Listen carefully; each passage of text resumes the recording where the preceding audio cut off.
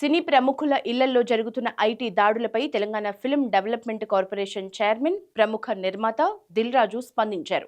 IT సోదాలు తన ఒక్కడి ఇంట్లోనే జరగట్లేదన్నారు. ఇండస్ట్రీ మొత్తం మీద ఐటీ సోదాలు కొనసాగుతున్నాయని చెప్పారు. బుధవారం తన ఇంటి బాల్కనీ నుంచి బయటకొచ్చిన ఆయన ఈ కామెంట్స్ చేశారు. రెండో రోజు కూడా సినీ ప్రముఖుల ఇల్లు, ఆఫీసుల్లో ఐటీ శాఖ అధికారులు సోదాలు కొనసాగుతున్నాయి. దిల్ రాజు నివాసాలు, ఆఫీసుల్లో అధికారులు తనిఖీలు చేస్తున్నారు.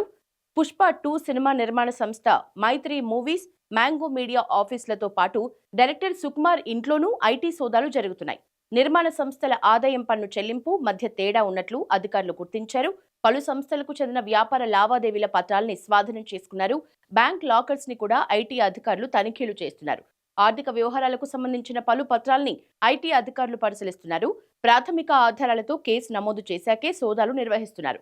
మొత్తం 55 బృందాలు ఈ సోదాల్లో పాల్గొన్నాయి. అయితే దిల్ రాజు కుమార్తె హన్షితారెడ్డి ఇంట్లో ఐటీ సోదాలు ముగిసినట్లుగా తెలుస్తోంది.